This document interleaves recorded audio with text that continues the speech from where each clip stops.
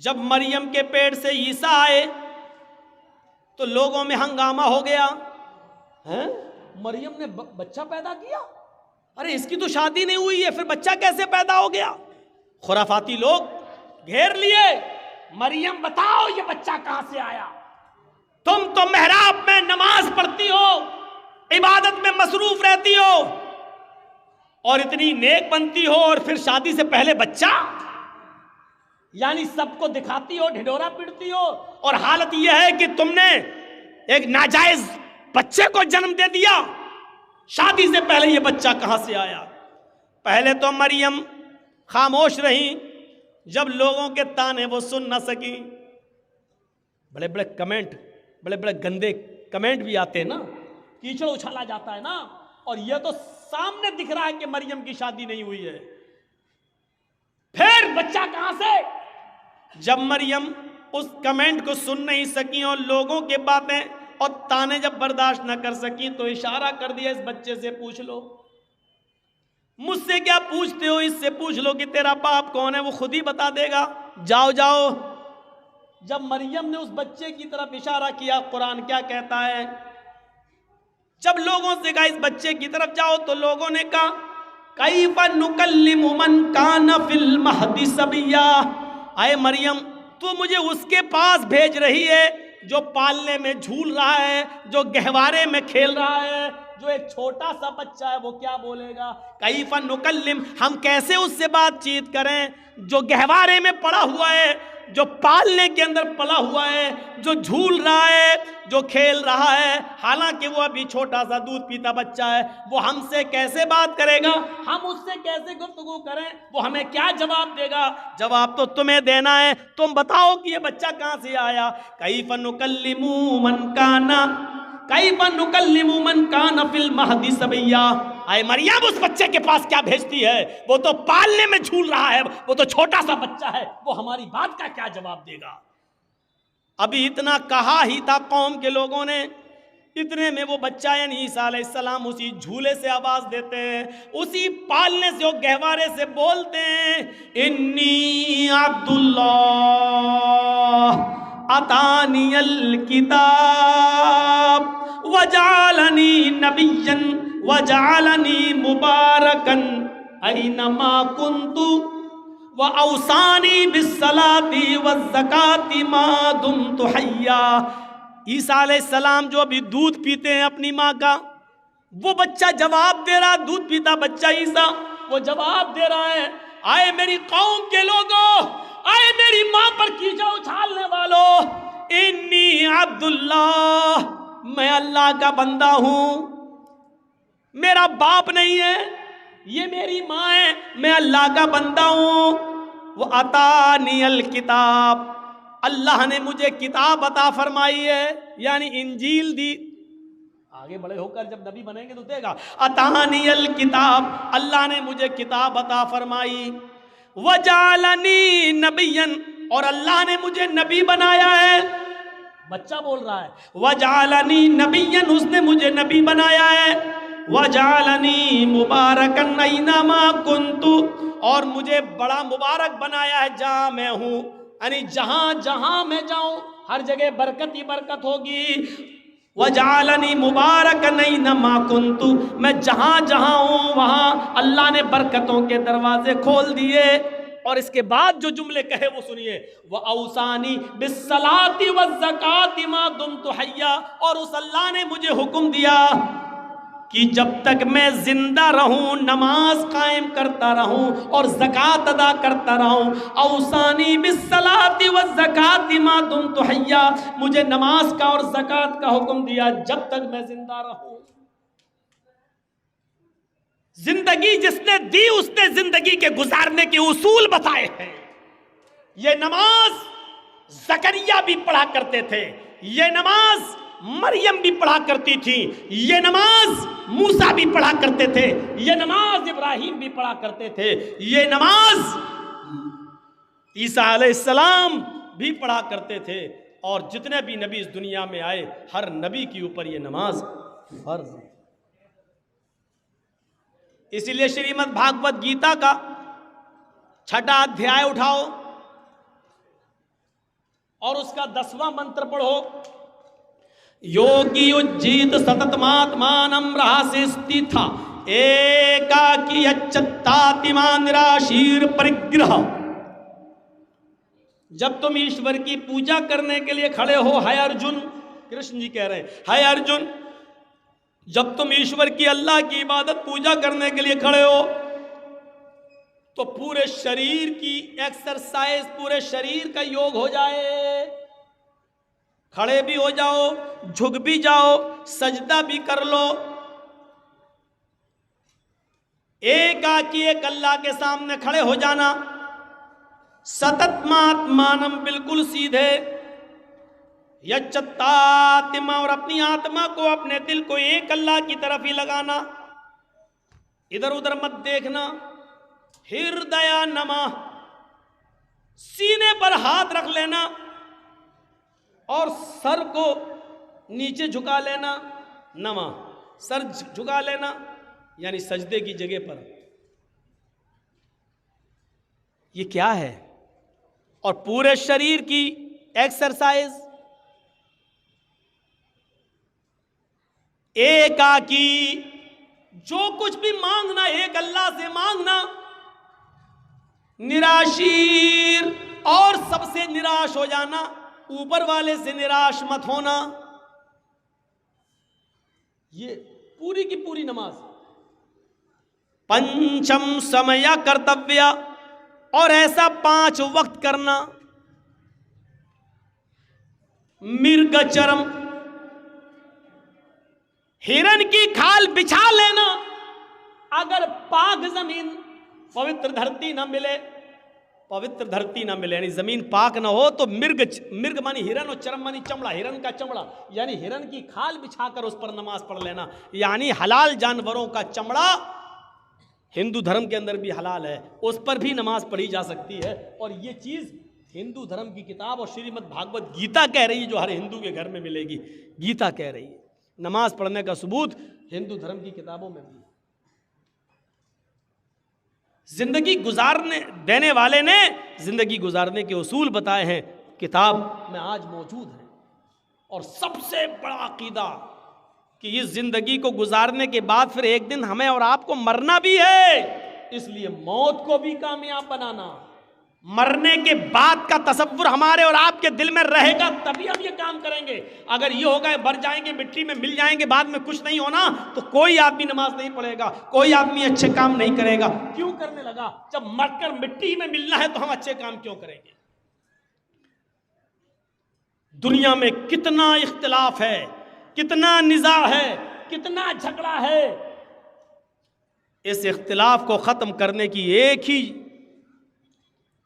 ही उसूल है इस इख्तिलाफ को खत्म करने का, कि लोगों को कीमती चीज से जोड़ दिया जाए और किसी खतरनाक चीज से बाखबर कर दिया जाए। सुनिए, बड़ी अच्छी एक मिसाल दे देता हूं आपको। कुछ लोग लड़ रहे हैं, गत्थम गुत्था हो रही है, यहां लड़ाई हो रही है, वो उसको मार रहा है, इसको मार रहा है, पैसा दे, ये दो, लड़ाई झगड़ा हो रहा है। जर्जीस साहब पहुंच गए। जर्जीस साहब के पास 100 कंचे हैं। कंचे जानते हैं ना, गोली, आप लोगों के यहाँ जो भी बोलते हो, कंचे हैं, 100 गोलियां हैं। जर्जीस साहब ने कहा कि सुनो, ये मेरे पास 100 गोलियां हैं, इनमें एक रेड कलर की गोली है, एक रेड कलर का कंचा है। मैं इन 100 गोलियों को हवा में उछाल रहा हूं, जमीन पर गिरेगा, लेकिन रेड कलर की गोली पर 1 लाख रुपए का इनाम है। जिसको रेड कलर की गोली मिल जाएगी वो हमसे 1 लाख रुपए ले जाए।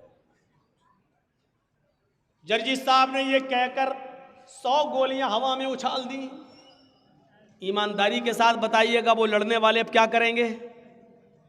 जो अभी लड़ रहे हैं, जो अभी झगड़ रहे हैं, आपस में एक दूसरे को चप्पल से मार रहे हैं, बाल खींच रहे हैं, जब उन्होंने सुना कि लाल रंग की गोली पर 1 लाख रुपए का इनाम है, जिसको मिलेगी उसको 1 लाख रुपया, तो सारे के सारे लड़ाई झगड़ा छोड़कर फौरन भागेंगे और उस गोली के ऊपर टूट पड़ेंगे। गोलियां और भी हैं वहां, लेकिन सबकी नजर लाल रंग की गोली के ऊपर होगी।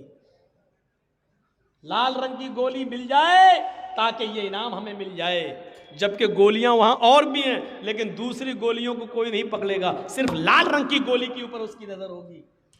ये झगड़ा जर्जीस साहब ने कैसे खत्म कर दिया? लोगों को एक कीमती चीज से जोड़ दिया है, झगड़ा खत्म हो गया है।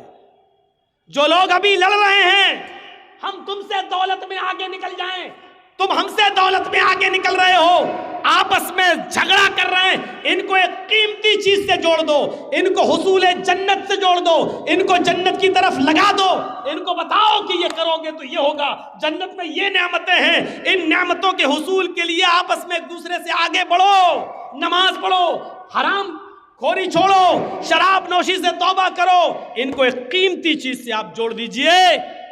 शर्त यह है कि कीमती चीज से जोड़ने के लिए एक अच्छा उसलूब इस्तेमाल किया जाए, अपने आप झगड़ा खत्म हो जाएगा और लोग उस कीमती चीज को पाने के लिए उस पर दौड़ पड़ेंगे।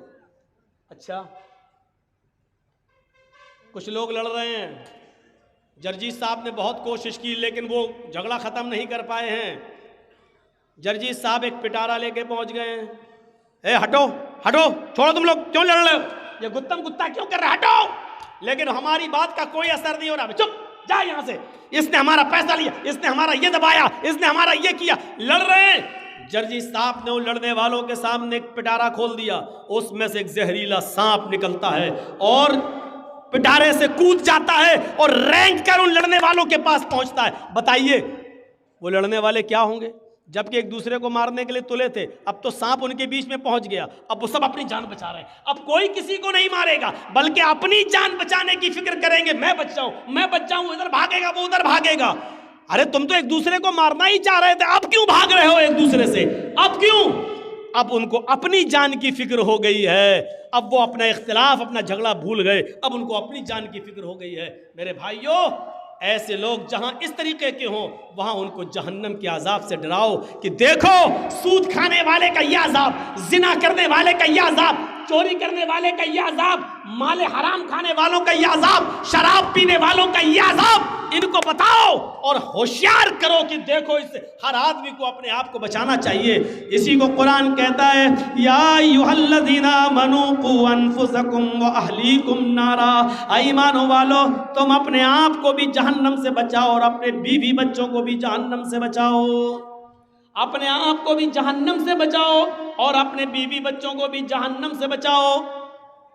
इसी इलाके में कहीं प्रोग्राम था, प्रोग्राम खत्म होने के बाद जर्जीस साहब अपने रूम में जाते हैं, रात के तकरीबन 1:30-2 बजे फ़ोन आता है मेरे घर से, मेरा 6 साल का बच्चा उस वक्त पेट के दर्द और फीवर में बुखार में मुब्तला, घर से फ़ोन आता है, 2 बजे उसकी तबीयत बहुत ज़्यादा ख़राब हो रही है। जर्जीस साहब की रात की नींद उड़ जाती है, फ़ोन पर राब्ता कायम किया जाता है, लेकिन डॉक्टर जो आस पास के घर के अगल बगल के थे उनके भी मोबाइल बंद हैं। मजबूरन मैंने अपनी वाइफ से कहा कि तुम अपने भाई को फ़ोन करो, जल्दी बुलाओ और उसको सरकारी हॉस्पिटल की तरफ लेकर जाओ। हमारी बीवी और साला लेकर उस बच्चे को सरकारी हॉस्पिटल की तरफ भागते हैं, इंजेक्शन दिया जाता है। 2-3 घंटे के बाद जब इत्मीनान मिल गया कि बच्चे का बुखार उतर जाता है और उसके पेट में दर्द में आराम मिलता है, डॉक्टर ने कहा कल सुबह छुट्टी कर देंगे, तब जाकर सुकून मिलता है। मेरे प्यारे साथियों, हमारे छोटे से 5, 6, 7 साल के बच्चे के पेट के दर्द की खबर सुनने के बाद हम जैसे लोगों की नींदें उड़ जाती हैं, आप जैसे लोगों की नींदें उड़ जाती हैं। तसव्वुर करो कि जहां एक छोटे से बच्चे का बुखार, उसका फीवर और उसका पेट का दर्द आप नहीं सुन पाते हैं और आपकी नींद उड़ जाती है, क़यामत के दिन का वो मंजर कैसा होगा कि जिस दिन अपने बेटे को अपनी आंखों के सामने देखा जाएगा लेकिन हम उससे भाग रहे होंगे, अपनी बीवी को अपने सामने देखेंगे लेकिन भाग रहे होंगे, आज उनके कोई काम नहीं आ सकते हैं। इसी को कुरान कहता है, यौमा यफिर्रुल मरउ मिन अखीही व उम्मिही व अबीही व साहिबती व बनीह। क़यामत के दिन इंसान अपने भाई को देखकर भागेगा, वो उम्मी व अबी, अपनी माँ को देखकर भागेगा, अपने बाप को देखकर भागेगा, वह साहिबती ही वो बनी, अपनी बीवी को देखकर भागेगा और अपनी औलाद को, अपने बेटों को देखकर भागेगा। ये बताओ, अपने आप इख्तिलाफ खत्म हो जाए और लोग जहन्नम से डरने की फिक्र करने लगे। तसव्वुर करें, यवद्दुल मुजरिमु लौ यफ्तदी मिन अज़ाब यौमइज़िन बिबनीही व साहिबतिही व अखीही व फसीलतिही अल्लती तुवीही सुम्मा युंजी। कुरान की इस आयत ने झंझोड़ कर रख दिया है। उस दिन कैसा होगा कि जब इंसान जहन्नम का अज़ाब अपनी आंखों से देखेगा, जो अपने बेटे के फिबर और पेट के दर्द की खबर सुनना भी गवारा नहीं करता है दुनिया में, कयामत के दिन वो चीख चीख कर कहेगा, मुजरिम लौ यवद्दुल मुजरिमु लौ यफ्तदी मिन अज़ाब यौमइज़िन बिबनी, चीख चीख कर कहेगा, अल्लाह मैं अपने बेटे को दे रहा हूं, ये मेरा बेटा है, तू इसको जहन्नम में डाल दे। मंजर देखिए आप, कितना खतरनाक अज़ाब। इस बच्चे को, इस बेटे को जहन्नम में डाल दे। वो साहिबती अपनी बीवी को लेकर आएगा, अल्लाह मैं बीवी को फिदिये में दे रहा हूं, इसको जहन्नम में डाल दे। वो अखी ही अपने भाई को लेकर आएगा, आए अल्लाह दुनिया में मेरा और इसका खून का रिश्ता एक, मेरी माँ एक, मेरा बाप एक, ये मेरा भाई, लेकिन आज तू इसको ले ले। वह फसीलतिही अल्लती तुवी, पूरा खानदान एक तरफ, अल्लाह ये मेरा चचा है, ये मेरा बाबा, ये काका है, ये नाना है, ये दादा है, ये मेरा कबीला, ये मेरा कुंबा है, तू सब ले ले, इनको जहन्नम में डाल दे। सुम्मा युंजी, लेकिन उसे बचा ले, मुझे तू जन्नत में डाल दे, इन सबको जहन्नम में फेंक दे। कैसे इंसान गवारा करेगा? अपनी औलाद को अपने हाथ से अल्लाह को देगा, ले अल्लाह इसको जहन्नम में डाल दे लेकिन मुझे नहीं, अल्लाह मेरी बीवी को जहन्नम में फेंक दे लेकिन मुझे नहीं, अल्लाह मेरे भाई को जहन्नम में डाल दे लेकिन मुझे नहीं, अल्लाह मेरे खानदान को जहन्नम में डाल दे लेकिन मुझे नजात दे दे, मैं नहीं जाना चाहता। तसव्वुर कीजिए आप, यहाँ बेटा जल रहा है, आग लग जाए घर में, बेटा जल रहा है, बाप किसी भी कीमत पर दरवाजा तोड़ेगा और अपने बच्चे को बचाने की फिक्र करेगा कि इसी तरह बचा ले, अगर हम जलते जल जाए लेकिन मेरा बेटा बच जाए। दुनिया की आग में अपने आप को छलांग लगा लेते हो अपने बच्चे को बचाने के लिए, लेकिन कयामत के दिन जहन्नम की आग कितनी तेज होगी, एक बार देखोगे तो अपने बेटे को डालना गवारा कर लोगे, अपने आप को नहीं, अपनी बीवी को, अपने भाई को डालना गवारा कर लोगे, लेकिन अपने आप को नहीं। ये सूरत हाल होगी वहां पर, और ये तसव्वुर हर मजहब के अंदर है।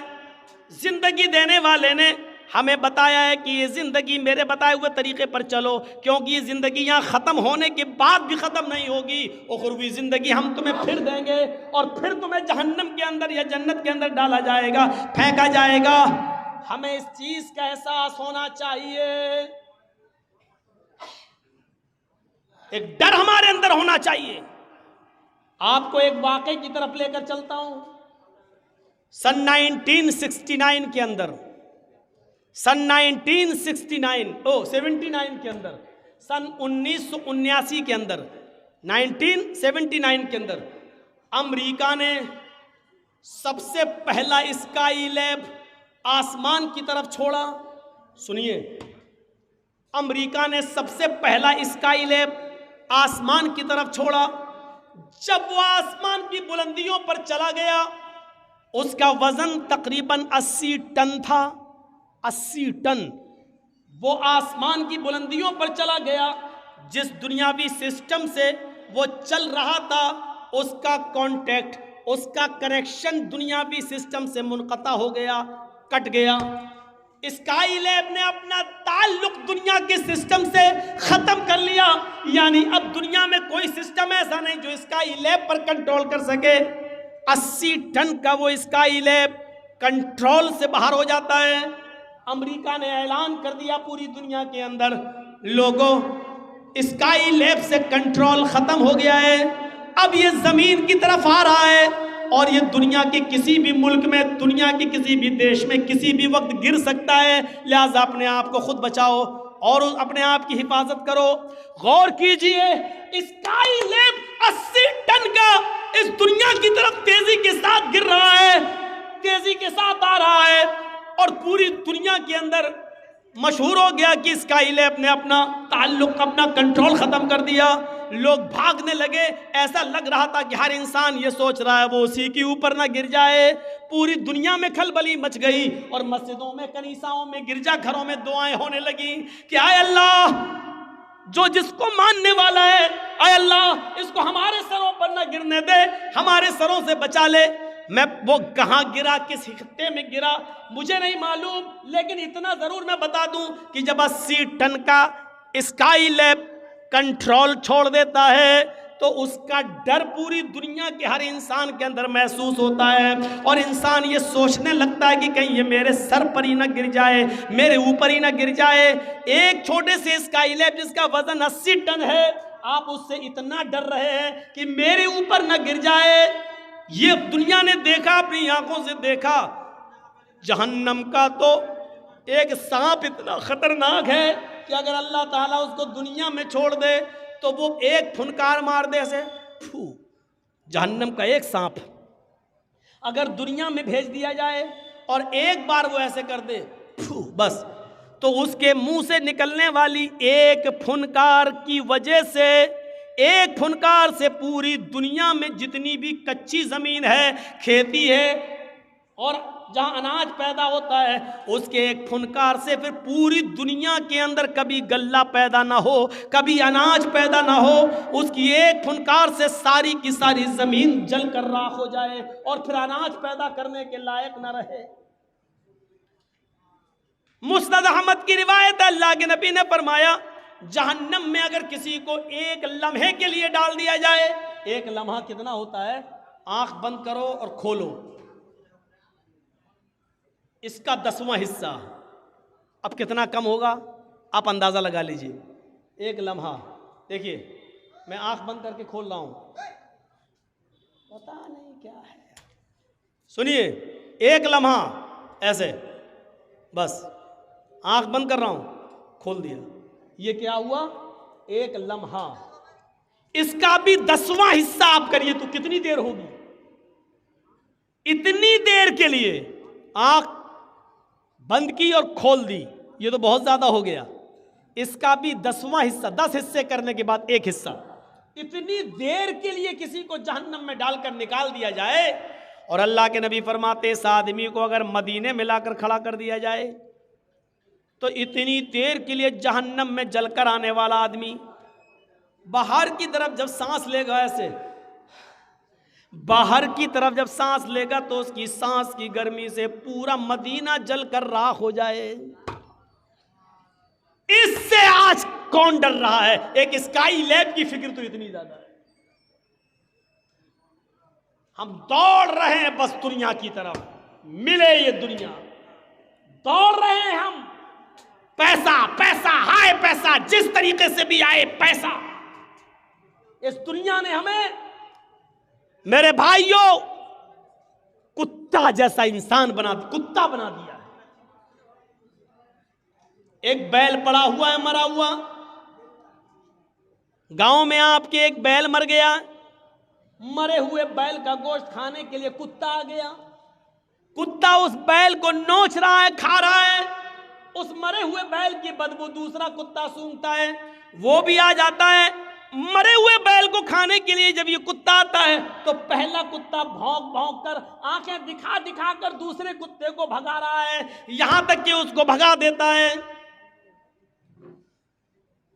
ये कुत्ता कितना गोश्त खा लेगा? 2 किलो, 3 किलो,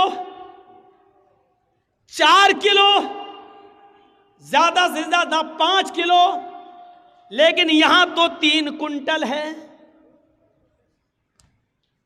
लेकिन कुत्ते की सिफत यह कि बर्बाद होता हो जाए लेकिन हम दूसरे को नहीं खाने देंगे। आज यही सिफत हमारे और आपके अंदर आ गई है। लॉटरी में 3-5 लाख जीत गए, अब दूसरे को नहीं खाने देंगे, हम ही खाएंगे। आईपीएल में दूसरे को कंगाल कर दिया, हमारे पास पैसा आ गया, जुआ जीतकर हम खाएंगे, किसी को नहीं।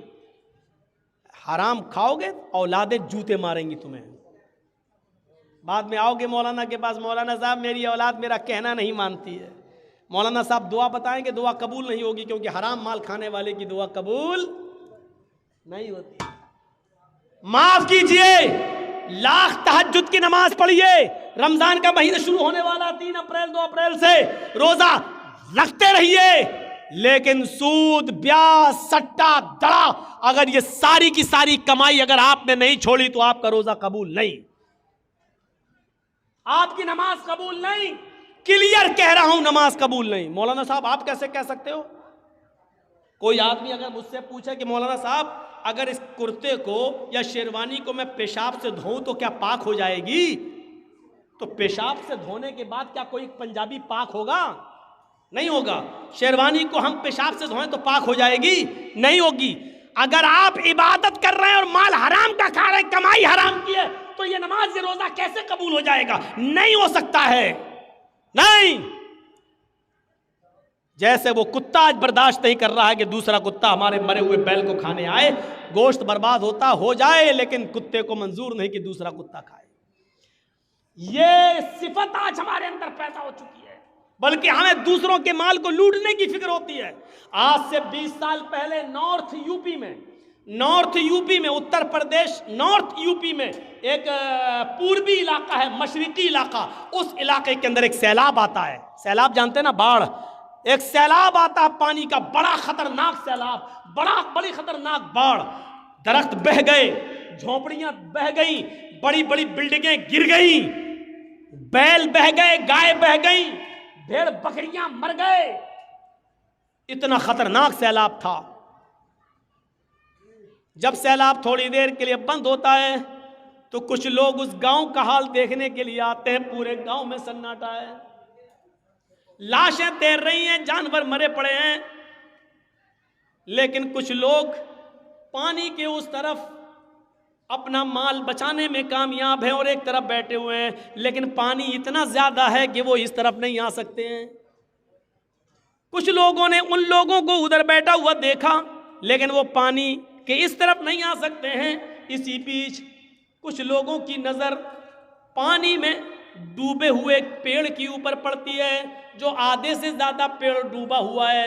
एक पेड़ आधे से ज्यादा डूबा हुआ है और उसकी एक डाल के ऊपर एक आदमी बैठा हुआ है और उसी डाल के ऊपर एक जहरीला सांप भी बैठा हुआ है।